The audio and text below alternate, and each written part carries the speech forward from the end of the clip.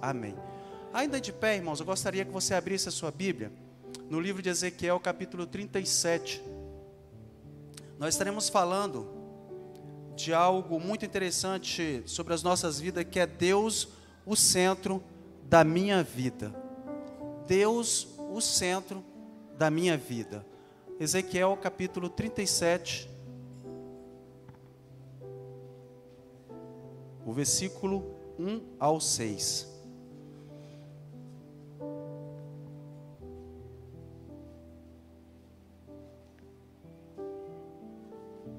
Ezequiel, capítulo 37, a partir do versículo 1, nos diz assim: A mão do Senhor veio sobre mim, Ele me levou pelo Espírito do Senhor a um vale cheio de ossos. Ele me fez andar de um lado para o outro, e vi que o número deles no vale era grande, e estava muito seco. Ele me perguntou: Filho do homem, estes ossos poderão reviver? Respondi: Senhor, tu sabes. Então ele me disse: profetiza sobre estes ossos e diz-lhe: ossos secos, ouve a palavra do Senhor. Assim diz o Senhor Deus: e estes ossos farei entrar em vós o fôlego da vida, e vivereis. Sobre vós porei nervos, farei aparecer carne, e estenderei pele, porei o Espírito em vós, e vivereis. Então sabereis que eu sou o Senhor. Versículo 14: E porei em vós o meu Espírito, e vivereis, e vós porei na vossa terra, e sabereis que eu, o Senhor, disse e cumpri isso, diz o Senhor. Amém. Os irmãos podem se assentar. Irmãos, nós vivemos hoje em um mundo, eu digo mundo, isso não é só Brasil, que há um conceito daquilo que é verdadeiro, um conceito daquilo que é santo, um conceito daquilo que é agradável, totalmente divergente com o que tem na Bíblia. Quando nós vimos em alguns pontos no decorrer das nossas vidas, nós iremos ver que o mundo ele tem estabelecido um conceito de família diferente daquilo que a Bíblia nos diz. O mundo tem apontado um conceito do que é bom, do que é agradável, diferente daquilo que a Bíblia nos afirma. Nós acabamos de ler um texto onde que fala sobre um povo de Israel, de uma profecia feita por Ezequiel, onde, ordenada por Deus, Deus manda que ele vá lá e profetiza aquele povo, e ele, como profeta obediente, ele faz isso. De um povo em que conhecia Deus, sabia da existência de Deus, já tinha provado de algo agradável ao Senhor. Um povo em que constantemente Deus estava ali, sustentando, tomando providências, mas em certo momento, no decorrer daquele povo que estava ali, eles tiraram Deus diante de ti, eles se afastaram da presença do Senhor. Ali eles preferiram servir a um padrão do mundo daquela época, abandonaram ao Senhor. E a palavra do Senhor nos fala em que durante esse tempo, eles sofreram. A saída deles da presença do Senhor, o abandono deles em relação ao Senhor, o levou a uma morte. Não uma morte física, mas uma morte espiritual. O distanciamento daquela nação, o distanciamento daquele povo da presença de Deus, o lhe tornou pessoas mortas espiritualmente. E a palavra do Senhor nos fala em que chegou um certo tempo, num período em que ele estava cativo em uma outra nação, cativo na Babilônia, aonde que ele estava sob o domínio de uma nação. Eles começam a ver a necessidade, eles começam a ver a dependência que eles tinham do Senhor, que já não existia nenhum outro Deus capaz de fazer aquilo que Deus lhe tinha feito no decorrer da sua vida. E o interessante é que essa nação, esse povo, eles não eram uma pessoa que desconhecia o Senhor. Eles conheciam Deus profundamente. Eles sabiam do que Deus era capaz. Eles sabiam do poder soberano do Senhor. Mas eles preferiam servir ao mundo e tirar Deus do centro da sua vida. Mas como assim tirar Deus do centro da vida? Fazer as suas próprias vontades, viver em um mundo de iniquidade, viver em um período de pecado, olhar para o mundo e falar: opa, calma aí, é mais agradável servir ao mundo. Opa, calma aí, aqueles deuses, porque não servir eles, que me traz algo agradável de forma momentânea. E quando nós olhamos para essa nação, quando nós olhamos para o povo ali, representado por esse vale de ossos secos, nós olhamos para a nação de hoje também. Não ali em um vale de ossos secos, mas distante da presença do Senhor. O pecado, ele distancia o homem de Deus. Ali já havia um povo distante dos padrões estabelecidos por Deus. Aí, o Senhor chama Ezequiel e manda que ele profetiza sobre aquele povo. Chegou um certo momento ali no cativeiro, chegou um certo momento ali, vivendo sobre o domínio de outra nação, que eles passam a entender a importância de servir a Deus. Eles passam a entender o que é verdadeiramente viver. Porque quando nós falamos de vida, nós não falamos somente de uma vida terrena. Há uma maior importância para Deus da nossa vida eterna do que o tempo que nós vivemos aqui. O que o Senhor quer é que possamos ir além daquilo que nós estamos hoje, e além dessa vida que nós vivemos hoje. Não é por pouco que o Senhor preparou uma eternidade para o seu povo.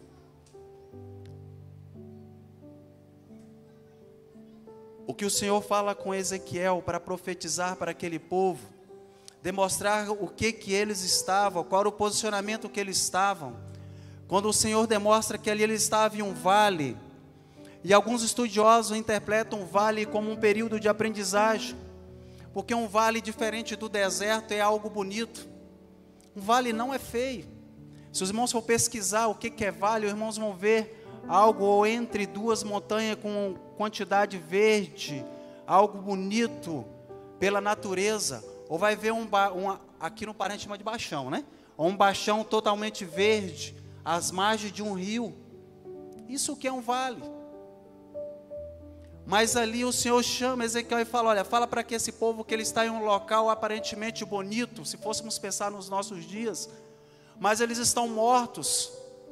Eles são a sua esperança acabou. Mas o que o Senhor estava falando ali era que mesmo a forma que eles estavam, o Senhor era capaz de restituir a sua vida.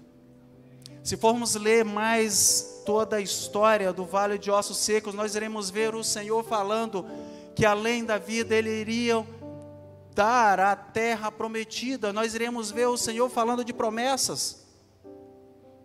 Olha, eu irei restituir a sua alegria, eu irei restituir a sua esperança, para que vocês possam entender que eu sou o Senhor, o seu Deus.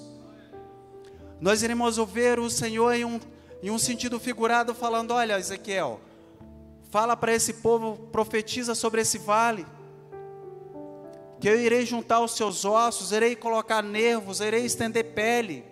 Mas tem algo muito interessante nesse texto, quando ele fala: olha, sopra sobre eles que eu irei conceder vidas. Alguns estudiosos nos afirmam que essa profecia já apontava para o Messias, já apontava para Jesus Cristo, já apontava não para uma vida terrena, não simplesmente pela restauração da sua esperança, não simplesmente pela restituição da terra prometida, mas para uma vida constante diante de Deus. O versículo 14 de Ezequiel nos fala em que Olha a promessa do Senhor: irei colocar sobre vós o meu Espírito. Irei colocar sobre vós o meu Espírito. Em outras palavras, o Senhor está falando: olha, não existe nada que eu não possa mudar. O que o Senhor está falando com eles, que chegará um tempo que eu irei ter que dar aos meu filho, por amor a vocês. O texto aponta para Jesus Cristo, e assim foi concedido Jesus Cristo, que morreu em uma cruz por consequência dos nossos erros, e hoje somos capazes de ter o Espírito de Deus sobre as nossas vidas, porque só através de Cristo há salvação.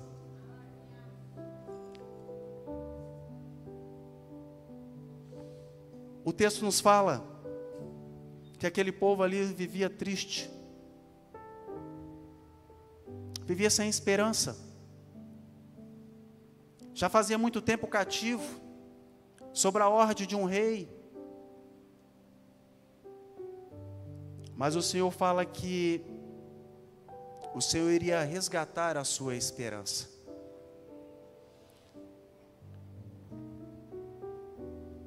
Mas durante o tempo, se a gente for ver o livro de Ezequiel, logo no início, nós iremos ver um tempo de um povo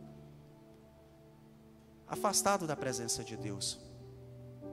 Mas nós iremos ver uma insistência de Deus sobre aquela nação.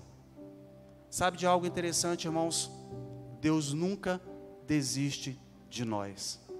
Nunca desistiu lá no início e nunca irá desistir até hoje. Somos nós que procuramos viver distante da presença do Senhor. Somos nós que tiramos Deus do centro da nossa vida. Mas como assim, Enoque? Irmão Enoque, Deus o centro da minha vida.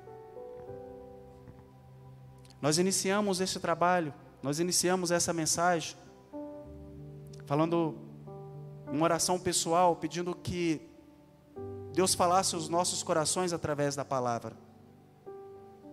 E ao ler esse texto eu fiquei pensando a dimensão de Deus nas nossas vidas quando nós colocamos Deus como centro de tudo. Quando nós falamos que Deus está no centro da minha vida, eu estou falando que eu estou vivendo diante da dependência de Deus, que eu dependo dEle, que eu não posso fazer nada que seja a minha vontade, mas os meus atos serão correspondentes à vontade de Deus. Eu costumo dizer que não há resposta negativa para o Senhor. O que o Senhor nos responde é sempre de forma positiva. O não do Senhor é sim para nós, porque o não do Senhor é o que é bom para as nossas vidas. Muitas das vezes nós queremos algo ao nosso modo, mas não ao modo de Deus. Muitas vezes o Senhor está falando: não, filho, não é assim. Mas nós estamos falando: mas eu quero assim. Mas eu quero assim, Senhor. Isso não é Deus como centro da sua vida. É ouvir o que o Senhor tem a falar conosco. E quando nós falamos que nós estamos no centro da vontade de Deus, nós estamos falando que nós estamos submissos a Ele. Que em momento algum nós nos distanciamos das respostas que Ele tem para nós. Quantas das vezes nós fazemos algo sem consultar ao Senhor? Olhando para este lado, nós vimos o povo de Israel. Vi ali grandes coisas o Senhor fez no meio daquela nação. Mas em momentos da sua vida, eles preferiram andar com seus próprios passos, com suas próprias decisões. Aí, onde que houve uma ruína na sua vida espiritual. Aí o Senhor leva a um nível de aprendizagem, para que eles pudessem ser resgatados, porque o objetivo de Deus não é uma vida terrena, mas uma vida eterna com Ele. E muitas das vezes na nossa vida nós passamos assim também. Nós passamos por vales, nós passamos por dificuldade de aprendizagem. Nós não podemos entender que estamos distantes, mas se não houve a presença de Deus, nós precisamos nos aproximar do Senhor. E se você falar, Senhor, fale comigo, aonde que eu posso me aproximar de Ti, ter o Senhor como fonte da minha vida. Nós precisamos entender que nós não podemos andar sozinhos, porque nós não conseguimos trilhar nesse mundo sem a presença de Deus. Ah, irmãos, ai de nós, se não fosse o Senhor nesse mundo. Eu creio que não é novidade para nenhum de nós, quando nós olhamos em que o mundo oferece. Talvez, um pouquinho diferente do que o povo de Israel vivia naquela época, pela evolução em que nós temos hoje. Mas quando nós olhamos para a iniquidade, iniquidade é o pecado sem o reconhecimento que pecou. Iniquidade é isso. Quando olhamos para o pecado do povo daquela época, nós iremos ver uma semelhança com o tempo de hoje, com os conceitos de hoje do que é pecado. Há um relativismo hoje em que já não há mais um erro absoluto. Não sei se os irmãos perceberam, mas nessa nação, nessa época contemporânea, já não há mais um erro absoluto. Quando se trata de família, quando se trata de relacionamento, quando se trata de conceitos em que o Senhor fala abertamente que não é da sua vontade, já não há mais um conceito absoluto, porque a mente do homem, hoje, dentro do padrão do mundo, está corrompida de iniquidade. E às vezes nós passamos sim por um vale, para que possamos aprender que nós somos pessoas dependentes do Senhor. Mas é interessante, assim como o povo de Israel tenha entendido a soberana vontade de Deus, a soberania de Deus, e que Ele era capaz de restituir tudo. E isso acontece com arrependimento, isso acontece com reconhecimento de pecado. E é interessante em que, quando nós falamos em que Deus é o centro da minha vida, eu estou falando que eu tenho a humildade de entender que eu vivo debaixo da dependência do Senhor, que eu vivo em um mundo pecaminoso, que eu vivo em um mundo em que eu tenho o pecado, mas eu tenho Deus que me mostra onde que errei e que sou capaz de falar: olha, Senhor, pequei contra Ti. A diferença de retirar-se de diante da presença de Deus, a diferença de tirar Deus do centro da sua vida, é você não reconhecer os seus erros, é não deixar que o Espírito Santo de Deus aponte aonde que você precisa mudar. E é interessante que Paulo fala algo muito marcante dentro das nossas vidas, quando ele fala: olha, quando eu estou fraco, é que eu estou forte. Olha a humildade daquele grande homem. Mas quando Deus não está no centro da minha vida, eu não consigo entender isso. Eu não consigo entender.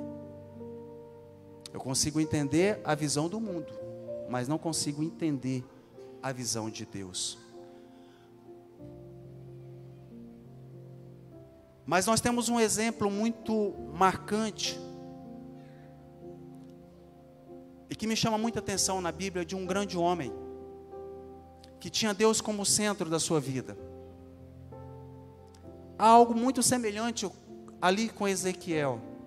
Era um camarada chamado Jó. Uma história excelente e edificante para as nossas vidas. De forma muito resumida, iremos entender um pouquinho porque Deus estava no centro da vida de Jó, diferente do povo de Israel. Se você for abrir a sua Bíblia no livro de Jó, capítulo 1, você vai ver que Jó era um homem rico, tinha de tudo, tudo, naquela época. Mas a sua vida não estava apegada aos seus bens materiais, não estava apegada ao mundo que ele vivia, estava apegada a Deus. No livro de Jó fala em que ele constantemente reunia os seus 7 filhos e as suas 3 filhas, fazia um banquete entre famílias, mas chegava um certo momento, ele ia até o Senhor e rogava ao Senhor bênção sobre a vida dos seus filhos, sobre a vida da tua família, e pedia ao Senhor que o perdoasse se por eventualidade ele tivesse cometido pecado, que os seus filhos tivessem cometido erros. E a palavra do Senhor fala que ele era um homem fiel ao Senhor, prudente. E dentro da história fala em que Jó perdeu tudo. Perdeu tudo. Talvez aos nossos olhos, talvez aos olhos hoje, talvez ele teria abandonado Jesus, talvez ele tenha abandonado Deus. Mas Jó permaneceu ali firme. Irmãos, um dos homens mais ricos de Uz, tinha de tudo, mas perdeu tudo. E quando se fala perdeu tudo, perdeu todos os seus bens, ficou só a sua esposa, perdeu todos os seus filhos, perdeu o prestígio que tinha sobre a sociedade. A Bíblia não fala, mas nós entendemos isso, porque até os seus amigos procuraram e viram o seu sofrimento e ficaram calados. Mas há algo muito interessante, quando o Senhor restitui tudo em dobro. Mas há um pedacinho do texto que nos chama muito a atenção. É a forma de Deus tratar as nossas vidas. Olha só, Deus deu tudo em dobro a ele, mas não deu os seus filhos. Os irmãos já notaram essa diferença lá no livro de Jó?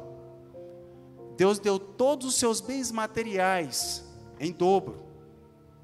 Mas se você for lá no finalzinho do capítulo de Jó, você vai ver que ele deu os seus 7 filhos e 3 filhas. Não foi em dobro. Sabe por quê? Segundo alguns estudiosos, e curiosidade do irmão Enoque, eu não sabia, claro, né? Depois eu me deparei com essa interrogação.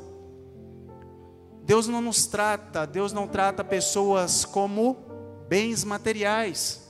Na verdade, Jó foi tão prudente, tão fiel a Deus, que os seus filhos foram salvos, que os seus filhos não morreram, os seus filhos foram para a glória. Então não era perda, porque o que importa para Deus, a maior importância para Deus é a nossa vida eterna. Ele não nos trata como objeto. Aqueles objetos um dia Jó ia perder de novo, porque ele teria que deixar na terra.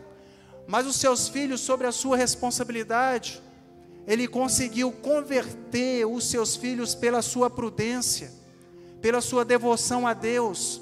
Então ele não perdeu. Jó teve 20 filhos, 14 homens e 6 mulheres, na verdade. Ele não perdeu. Era o Senhor falando com ele: Jó, você não perdeu os seus filhos, eu simplesmente recolhi, mas irei te dar outros na terra da mesma quantidade para estar contigo. Isso significa, irmãos, em que Deus restitui tudo, que não há situação que Deus não possa resolver, que não há pecado que Deus não possa perdoar. Mas nós precisamos ter o Senhor como centro da nossa vida. Nós, em momento algum, nós iremos conseguir seguir nesse mundo em direção à eternidade com Cristo, sem a presença de Deus como centro da nossa vida. Não, nós não iremos conseguir. Sozinho nós não iremos avançar. Nós precisamos de Deus como parte central das nossas vidas. Mas calma aí, irmã Enoque, você está falando que Deus ao meu lado, eu não irei pecar, eu não irei falhar, eu serei santo. Santo, eu vou te dizer que você vai ser, mas você vai pecar, porque senão o irmão Enoque estaria mentindo. Nós somos pecadores, nós somos fruto do pecado. Mas a diferença em que, com a presença de Deus como centro da nossa vida, nós não teremos prazer no pecado. O pecado não se torna iniquidade na nossa vida. Podemos até falhar porque somos falhos, mas nós seremos perdoados pelo nosso Deus. Nós chegamos ao entendimento espiritual que nós precisamos mudar, que nós precisamos redimir. Em Isaías nos fala que a mão do Senhor não está encolhida, o seu ouvido também não está tapado para nos ouvir as nossas orações. É diferente daquilo em que eu tenho prazer em pecar. E há um ponto muito interessante, quando nós falamos como Deus no centro da nossa vida, a humildade. Nós nos tornamos pessoas humildes em entender e falar: Senhor, pequei, falhei, mas eu não quero permanecer no pecado. O pecado não me pertence, não tem espaço na minha vida para o pecado, não tem espaço na minha vida para a iniquidade. Eu quero viver uma vida conforme o seu querer, não o meu. Olha o que o Senhor fala no versículo 14 de Ezequiel. Ezequiel 37, versículo 14. E porei em vós o meu espírito, e vivereis, e vos poreis na terra, e sabereis que eu, o Senhor, disse isto, e o fiz, diz o Senhor. Esse texto nos fala em que aponta para Jesus Cristo. Nós só somos capazes de ter preenchido as nossas vidas através do Espírito Santo, porque Jesus Cristo morreu na cruz por consequência dos nossos erros.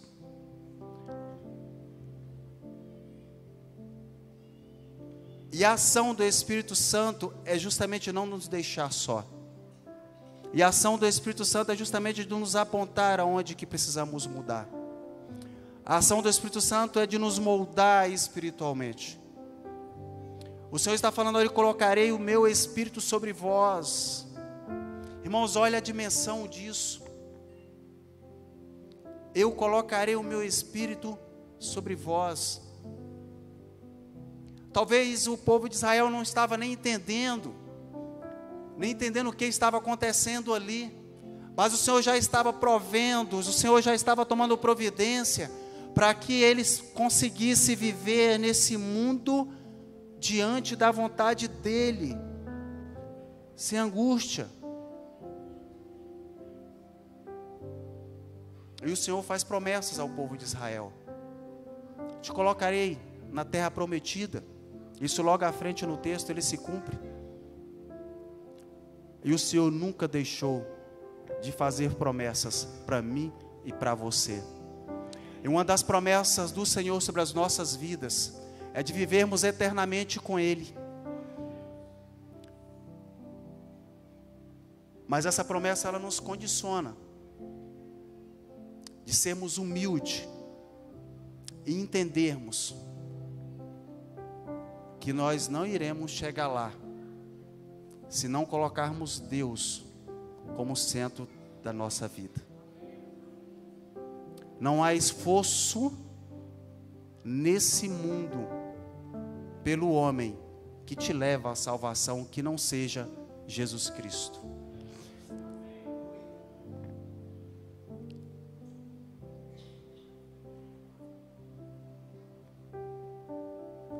Não há esperança em nada nesse mundo que não seja no Senhor.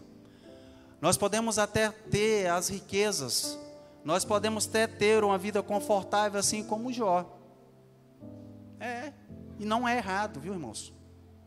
Deus nos dá a oportunidade para isso. Mas eu te digo que esse não é a parte central de Deus para a sua vida. Deus nos dá bênção. Deus nos dá o sustento, mas não é a parte central.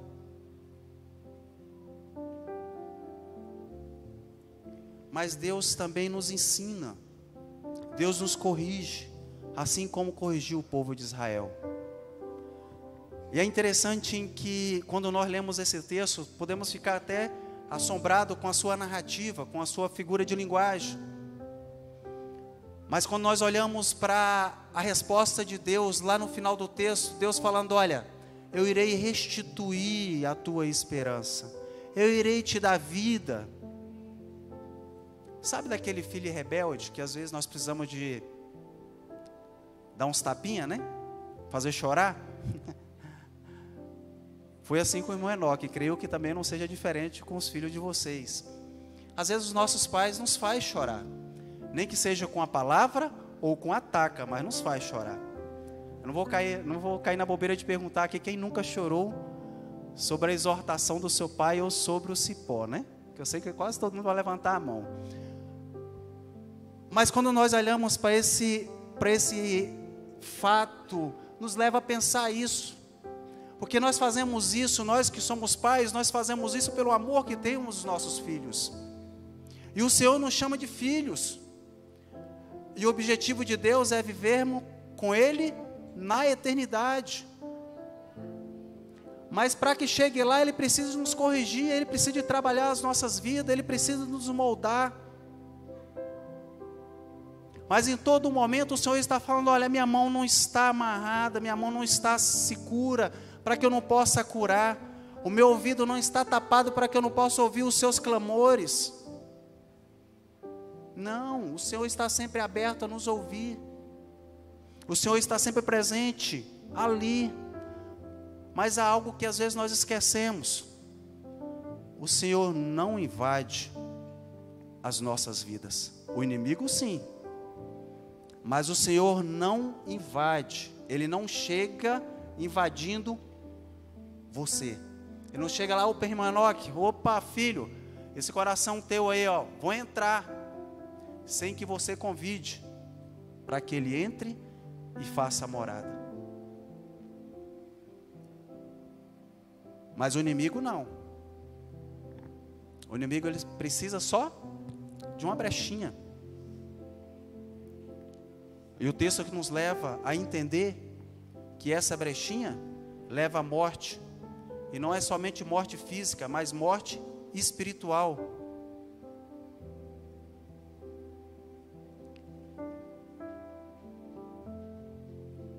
Mas o vale de ossos secos,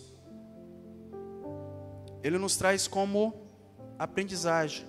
Era o Senhor ensinando para o povo de Israel. Era o Senhor corrigindo aquela nação, para que ele entendesse essa dependência do Senhor. Mas eu gostaria que você lesse um texto comigo, em Isaías capítulo 59, o versículo 1. Se o pessoal da mídia, se pudesse colocar, nós iremos ler todo mundo junto esse texto. Olha o que o Senhor fala. Não é fala do irmão Enoque, é fala do que a Bíblia diz. Isaías 59.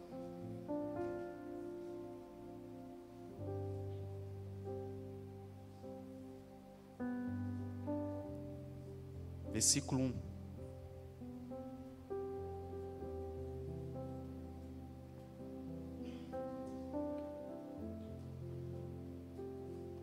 Olha o que o texto fala, irmãos. Eu gostaria que pudéssemos ler junto esse texto.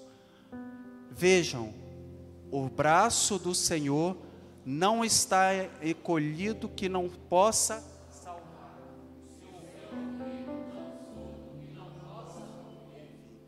Bora ler de novo, irmãos.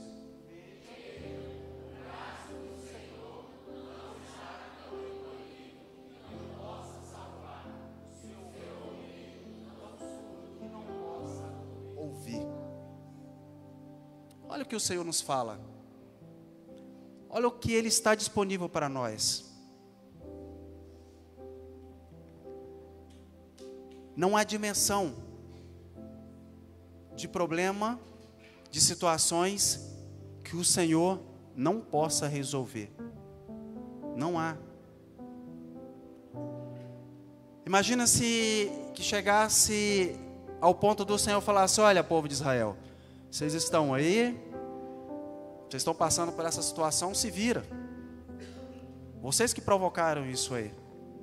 Imagina se o Senhor falasse isso com eles. Eles nunca iriam sair da situação que eles estavam. Mas o livro de Ezequiel nos fala em que houve um lado humilde do povo, de entender que eles eram falhos e que eles precisavam voltar para os braços do Senhor. O livro nos fala em que eles estavam sim sem esperança, mas sabiam do poder que Deus tinha para restituir a sua esperança, para cumprir as suas promessas. Eu gosto muito de uma frase de Billy Graham, que ele nos fala em que a palavra do Senhor, que a Bíblia é tão atualizada como um jornal que a gente lê pela manhã. Frase do nosso irmão Billy Graham. Palavra forte, né? Que nossos pastores que aqui estiveram falando. É verdade. A palavra do Senhor, ela é atualizada, ela não é ultrapassada. O que eu quero dizer com isso é que as promessas de Deus para o povo de Israel, que ali o Senhor iria restituir, iria te dar vida, é as mesmas promessas que o Senhor faz conosco hoje, que possa nos salvar, que teremos a vida eterna com Ele, mas nós precisamos de nos colocarmos no centro da vontade de Deus.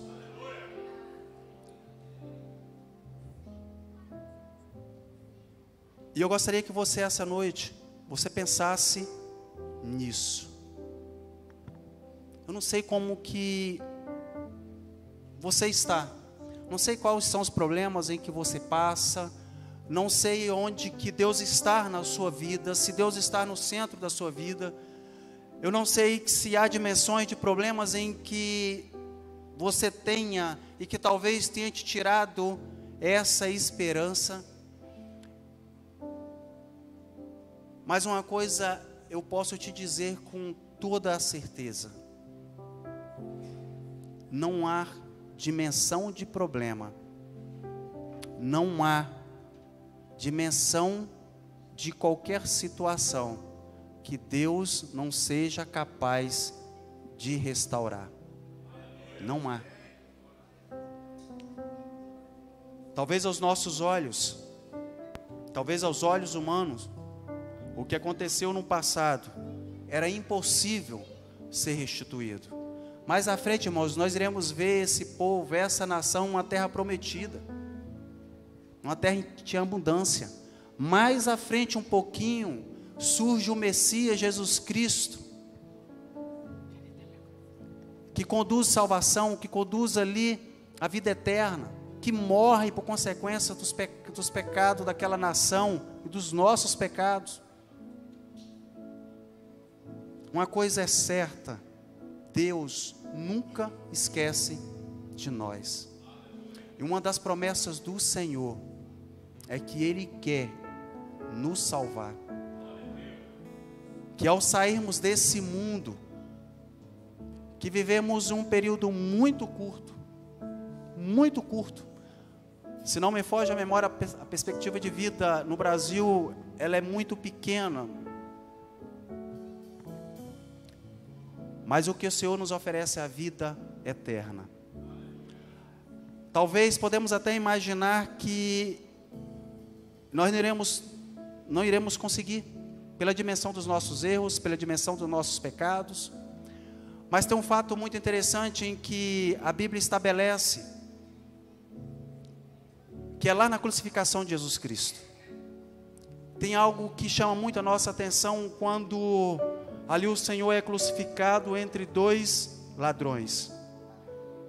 A história, se a gente for pesquisar um pouco sobre a vida daqueles dois ladrões, nós iremos ver duas pessoas altamente perigosas, segundo a história, segundo relatos de alguns textos bíblicos.